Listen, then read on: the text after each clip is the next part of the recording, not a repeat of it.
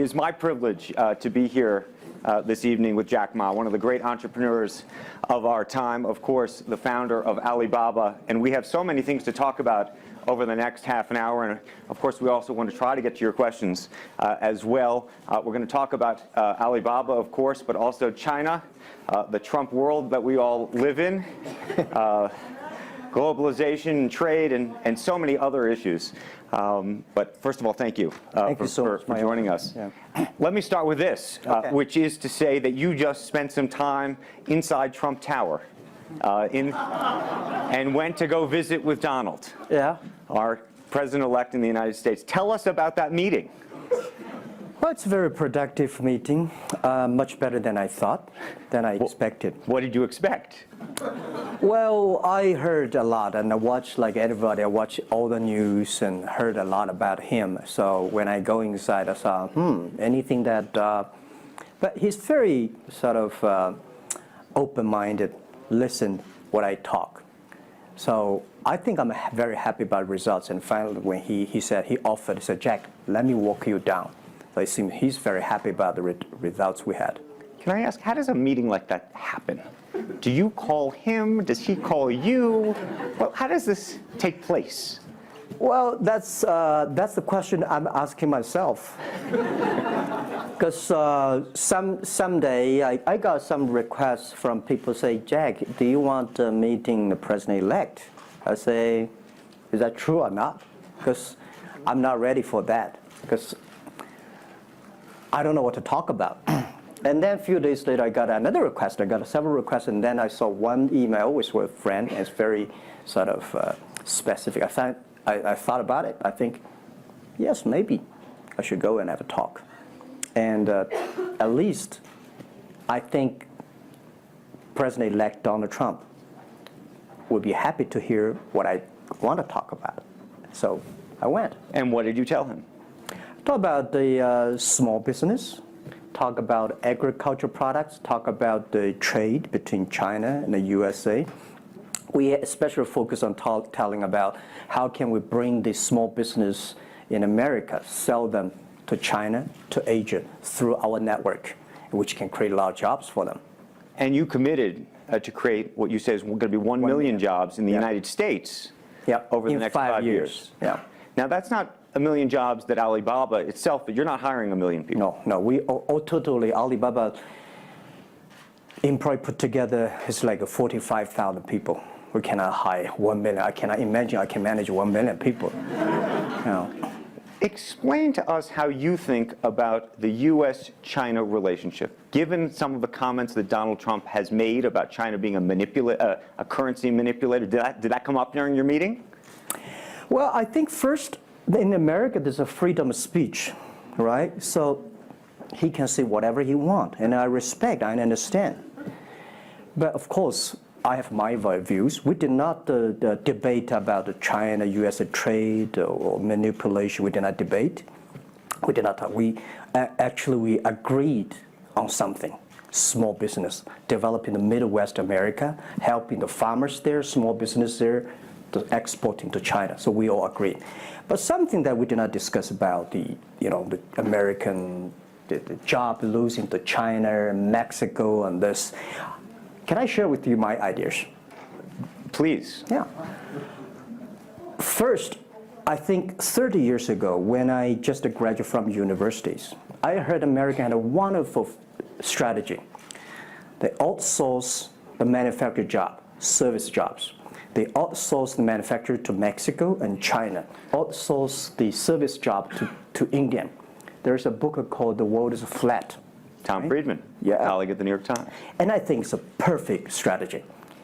You know, that the Americans said, we just want to control the IP, we just want to technology, we just want the brand, to leave the lower end jobs for the world. Great strategy. And second is that the American international companies made millions and millions of dollars from globalization. The top 100 companies in America. Amazing. I remember when I graduated from university, I tried to buy a beeper, the Motorola beeper. Cost me $250. My pay at that time is $10 a month as a teacher. And the cost of making that beeper is only $8 for a chip. Right. So past 30 years, IBM, Cisco, Microsoft, they made tons of money. The profit they made are much more than the 4 largest banks in China put together, the China Mobile Phone, China Unicom, and whatever you name it, put together. Still, these multinational companies made more money than. So their market cap grew more than 100 times in the past 30 years. But where'd the money go? This is what I'm curious, because as a business people, I always care about the balance sheet. Where the money coming, where the money go? Past 30 years, the American had 13 wars, spending $14.2 trillion. The money going there. What if they spend a part of that money on building up the infrastructure, helping the white collars and the blue collars? No matter how strategy good it is, you're supposed to spend money on your own people, right? Not everybody can pass Harvard. Like me, they're not good at education, right? We should spend money on those people who are not good at schooling. And the other money, which I'm curious about, is that when I was young, I heard America is about Ford and Boeing, those big manufacturing companies. The last 10, 20 years, I heard about is Silicon Valley and Wall Street. The money go to the Wall Street. And what happened? Year 2008. The financial crisis wiped out $19.2 trillion USA alone. They wiped out all the white collars and destroyed 34 million jobs globally. So what if the money is not Wall Street? What if the money spent on the Middle East, Middle West of the United States, developing the industry there? That could be changed a lot. So it's not the other countries steal jobs from you guys. It is your strategy. Okay, but you do not distribute the money and things in a proper way. This is what I. And now we're having a backlash. And that backlash is a rebuke of globalization. And so much of the conversation, frankly, that we have here, and that backlash is happening in the United States. But I will say President Xi was here yesterday. You had lunch with him. And he was quoting Abraham Lincoln. What did you make of that? Well, I would say that globalization is a great stuff. It's the USA, it's developed countries to teach us how to do globalization. I remember 2002 or 1 before China joined the WTO, everybody in China was worried. Me, I was worried. Because what if all the international products come to China, destroy our industry, and we have to lose a job? So convince China, after 20 years, then you guys are say, this is a terrible thing. I believe globalization is good, but globalization needs to be improved. This is Donald Trump, President-elect, want to solve it, the problems. That globalization, I think, should be inclusive globalization. In the past 30 years, the globalization was controlled by 60,000 big companies. 100 years ago, globalization was controlled by several kings and emperors. What if next 30 years we can support 6 million business doing business across the board? What if in next 30 years we can help support 20 million small business can do business across the board? So this is something which I believe globalization should be inclusive. And do you think that the words of President Xi will happen in reality, which is to say that China has largely acted on its own behalf for many, many years, and now is effectively saying that the U.S. needs to continue acting on everybody else's behalf? Yeah, I think, the world needs some, such a, Mr. Xi yesterday said, it's a wonderful time, it's a bad time, or the worst time. The world needs a new leadership, but the new leadership is about working together. This is what I understand. We do not necessarily need one specific leader to teach us what to do, what not to do. But the world have to partner together. This is what I think. And I think as a Chinese, as a business people, I feel proud for what President Xi said yesterday. As a business person, I want the world to share the prosperity together, to join the force together. As a Chinese, I'm happy about what he committed. Yesterday he said, he speaks like us, takes the responsibility of the second largest economy. As the China's second largest economy, he has to take some responsibility. This is the first time I heard a Chinese leader make number commitment. He said, next 10 years, we are going to import $8 trillion US. This make me feel excited because China is transforming from exporting to importing. If there's a concrete number, if we can fulfill it, this is going to be huge change to the China and to the world. But don't you think that it's easier today for China to be interested in globalization because of the benefits that can accrue to China because you're continuing to develop than it is for countries that are, quote unquote, developed? Well, first, the WTO rule is not designed by China. It's not made by China. I would say there's something that I want to change. The WTO is designed, a lot of rules designed for big companies in the past 30 years, and only big companies can do it. And China definitely benefit a lot from opening. I think China should learn one thing, that we grow in the past 30 years, it's because we open to the world. If we continue to open to the world... Not fully. Okay. An American business that wants to effectively go into business in China has a very difficult time, has to partner effectively with a company that's there already. This is why I said China has problems too. The world has problems.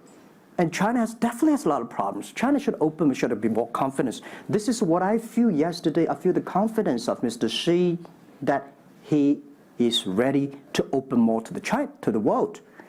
This is what I suggest, that we should solve the problem by business community, right, by negotiation.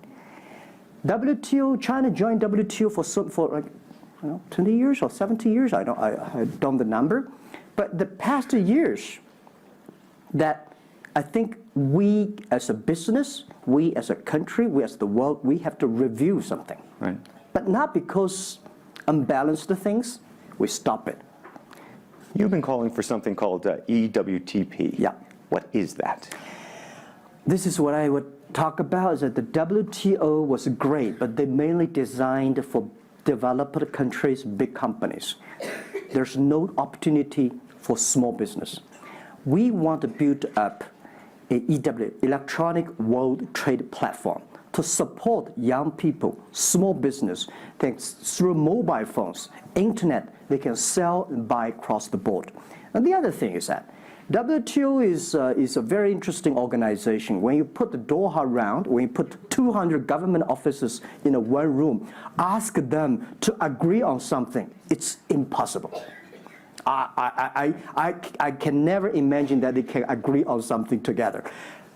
Business should be designed by business people. So we believe EWTP should be something that the business people sit down together, agree on something, negotiate on something, and get endorsement from the government. I want to talk a little bit about Alibaba and the model itself, because I think for many in the West, if you will, they don't necessarily understand it. And to the extent that Unfortunately, the extent that I could try to compare it to Amazon, which I know you think is an unfair comparison, one of the things that's so fascinating to me is that Amazon and Jeff Bezos have pursued what might be described as a very asset-heavy business model. They're buying airplanes. They want to own the entire supply chain from beginning to end. And Alibaba has effectively an asset-light business. It is very much, in terms of the retail piece of this, the opposite. You don't want to own the warehouses. You don't want to own the logistics companies. How do you think about that? Is Jeff Bezos right, or are you right? And is there going to be a meeting in the middle? I hope both are right. And because the world can never have one model. If the world has only one correct model, the world is too boring. Right? We need to have all kinds of models. And the people who do the model should believe in the model. And I believe what I do. Right? The difference between Amazon and us. Amazon is more like an empire. Everything they should control themselves, buy and sell. And our philosophy is that we want to be an ecosystem. Our philosophy is to empower others to sell, empower others to service, empower making sure the other people are more powerful than us, making sure with our technology, our innovation, our partners, our 10 million small business sellers, they can compete with Microsoft, IBM. Our philosophy is that we think using internet technology, we can make every company become Amazon. Remember one thing, today for our sales, our GMV last year is more than 550 billion US dollars. To hire people deliver for us, we need 5 million people. So how can we hire 5 million people deliver things for us to deliver the things we sold? The only way we do is empower the service company, logistic companies, making sure they are efficient, making sure that they make the money, and making sure that they can hire more people. But without owning the whole chain, can you do it as effectively? The idea that you're watching Amazon being able to deliver things now within hours, literally. We made 125 cities deliver within 1 day last year. Imagine, 10 years ago, deliver one thing from Beijing to Hangzhou takes about 8 days. Now you can deliver things from Beijing to Inner Mongolia, some city, within 12 hours. It's improving. You can never expect these things happen within 24 hours. We have patience. So I think, can you imagine that within the 11/11 Singles Day, we sold $17 billion, and by delivering more than 600 million packages within 3 days. This is happening, and this is what we feel proud of. It's not how much money we make, it's not how powerful we are. We think because of the technology, we can make the technology very inclusive, that every small companies can use it. This is my dream, because I started my first business in 1992 in China as a small business. In order to borrow money, 5,000 US dollars from bank, took me 3 months to acquire, still failed. So difficult to be a small business. Today, with the technology, we can empower them. This is something I want to do. One of the critiques, as you know, and it continues to linger around Alibaba, is the piracy issue. There's an IP issue, and it's an issue all over China, but you take the brunt of a lot of it. Yeah. How much progress have you made in your mind, and how do you think about some of the regulatory bodies in other countries, including the US, that continue to criticize Alibaba for these issues? First, when we start do this business, as a business like this size, you have to take all the criticism. You have to listen what is right, what is wrong. And second, as an e-commerce, when you put 10 million small business, empower them to sell. We do not like Amazon buy. We cannot check. Even when you buy $55 trillion or $550 billion, you cannot check every product. So the model itself and the e-commerce itself may have a lot of these flaws. And third, I would say in the past 17 years, we are the leader of this anti-privacy issues, the IP, protect the IP. But the second, we are internet companies. We do not have the law enforcement. We find this guy is selling cheap, fake products. We delete them. We cannot arrest them. But we had a huge progress. Last year alone, we put 400 people into jails. We deleted 370 million fake products listing on our site. I would say we are the leaders, and we are using the big data to check who's buying, who's manufacturing, who's selling, what is the address. So now I'm happy about the whole world, especially China, all the government organization, start to realize the issues. So I would tell you, good thing is that today, when you go to those criminal group, which I call them criminals, those fake products manufacturers, sellers. You've praised the quality, though, of some of these. I would talk about it later, right? Those criminals said they can go anywhere but not Taobao and Tmall, because using our data, we trace where they are, who they are, what's the address, what they amount. and we will deliver this to the police station and working with them to arrest them. The quality issues is something I want to share with the people. It's not about praising the fake products. I want to say that for so many years, those branded companies, you have to be very careful because the fake products, their quality improving is scary. That is the difference between us. Because when you find guys, the people said this is fake, and you have to find people, you have to find a third-party institution to check it is fake or not. We find sometimes the quality is better. And I tell you, another thing is even scary. There's one branded company. He said, we are selling fake products. We check everything, there's nothing wrong. So we say, what is wrong? So we buy the products from his flag shop and deliver to them. They say, it's a fake. You know what I'm saying? Yep. We buy things from the flag shop of this brand and deliver back. It's the fake products, they say. So it's a bit confusing. Right. This is fighting against the fake products. It's a war against the human greediness. It's not easy. You cannot finish it, but you have to continue to fight. And I want to say we put 2,000 people, 1 billion RMB every year fighting against that. It can never finish the war within 2 years. But I'm happy. Whether people criticize me, criticize us, the most important is that we are happy about the progress we made. Right. But if people praise me, so, when people say, Jack, you're wonderful, I know I'm not wonderful, right? Oh, Alibaba's great. We are not great. We are just a 17-year-old company. But when people say, you're doing nothing, no, we're doing a lot of things. But you don't have to argue. You don't have to debate. You do what you believe. One of the things you mentioned was using big data on the piracy side, but the other thing that you're using a lot of that big data to do is provide credit and effectively banking the unbanked. And what's so fascinating to me, and I hope you'll share it, is we've talked about the Sesame credit. Yep.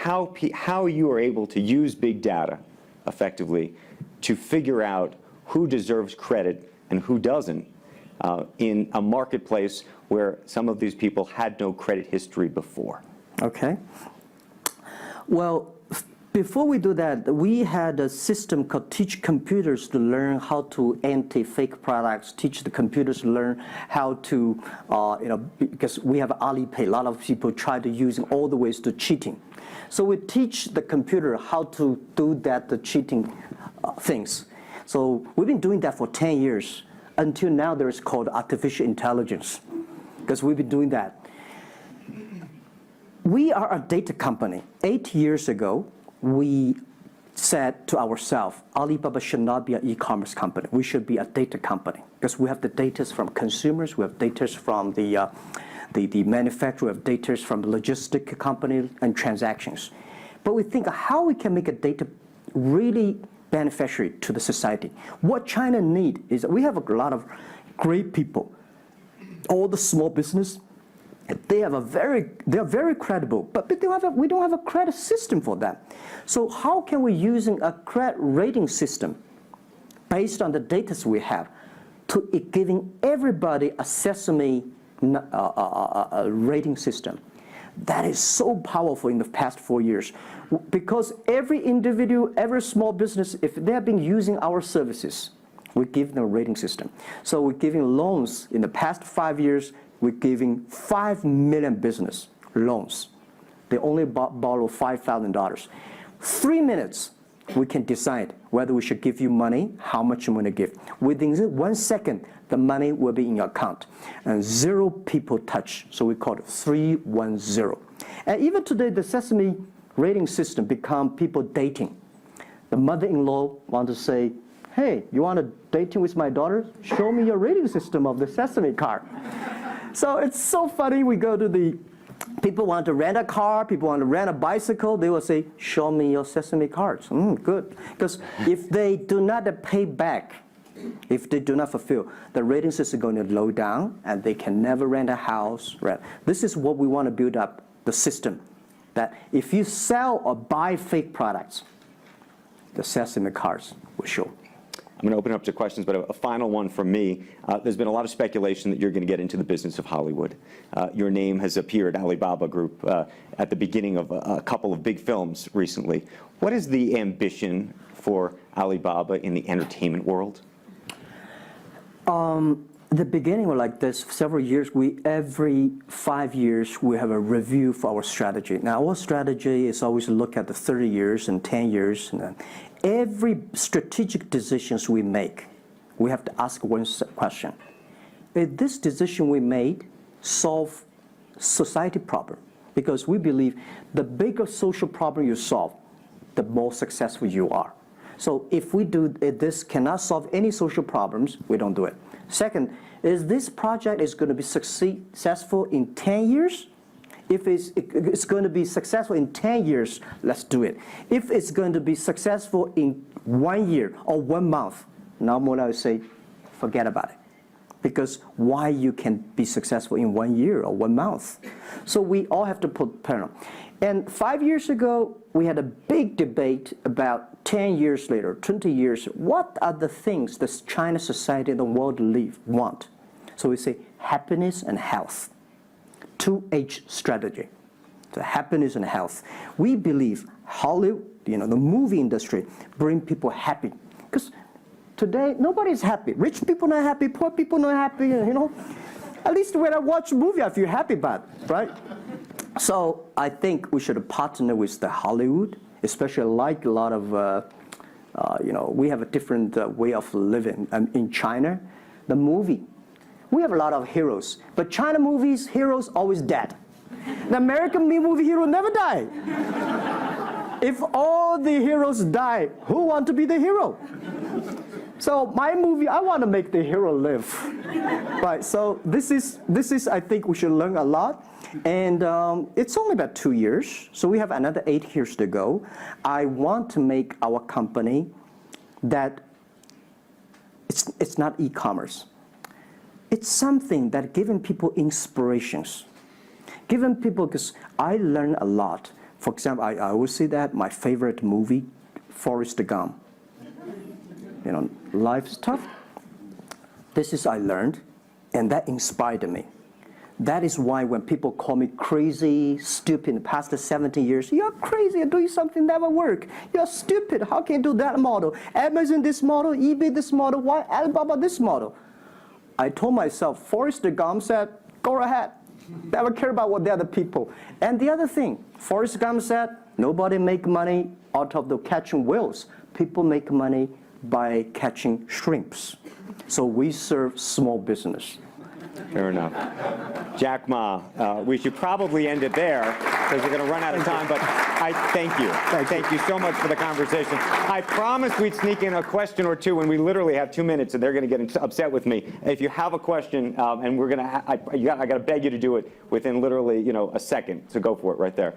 Okay, I'm not going to say that China and US is going to have a trade war, but if the Trump administration gets tougher on China in terms of trade agreement, is that going to hurt Alibaba?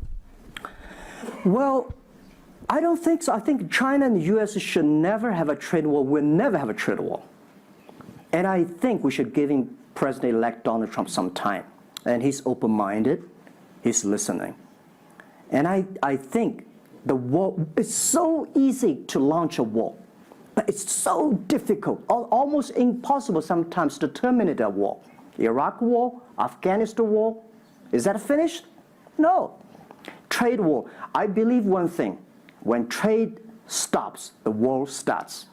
Trade is something that people start to communicate. Trade is something people exchange culture and value. And I will be happy if China and USA agree on something and Alibaba business model destroyed. I would destroy Alibaba model by stopping the war between. Because how can you imagine the first largest economy of the world, second largest economy of the world, have a trade war? It's going to be a disaster for two countries and for the world. If anybody can do something to stop it, do anything to stop it. Did you have a reaction to Trump and the situation with Taiwan and how he's thinking about that? Well, Taiwan, I think this is not something about government. This is not something about business. It's something about people. If the Taiwan issue is the population, if you do Taiwan issue, it's like against 1.4 billion people. So this is another issue. So we're talking about trade, we're not talking about Taiwan. Very politic. Let's take one final question if we can. I think we can steal one more in. Yes, sir, right there. I'm not a politician. I try to This speak is like me, this. a credit store. How do you assure you are not messing up with people's life and you are not dictating the whole, credit kingdom or the system? Because now you are the decision makers, you are the rule makers. Okay. First, I'm not sure. People say, oh, this is uncertain world. Every day is uncertain. The only certain day was yesterday. I'm not sure about that in the future I will dictate, I will be stupid. That's why I should retire early when I'm young. That is why I have a lot of things that I dream I want to do. I want to do philanthropy, I want to be a teacher, I want to go back to school, I want to do the environment. And the world is so wonderful. Why should I be the CEO of Alibaba all the time? I'm coming to this world not to work. I want to come to this world to enjoy my life. I don't want to die in my office. I want to die on the beaches. It's a wonderful message. Jack Ma, thank you for the conversation. Well, can I say one last Yes, sentence? please. I just want to give my last advice to any people here that every government should pay attention to in the next 30 years are critical for the world. Every revolution, technology revolution takes about 50 years. The first 20 years, technology company. Next 30 years, the implication of the technology. Focus on next 30 years. The first 20 years, eBay, Amazon, Facebook, Alibaba, Google. Good. The most important is that make the technology inclusive, make the world change. This is 30 years. Next, pay attention to those people who are 30 years old, because those are internet generation. They will change the world. They are the builder of the world. Third, that let's pay attention to the company who have fewer than 30 employees.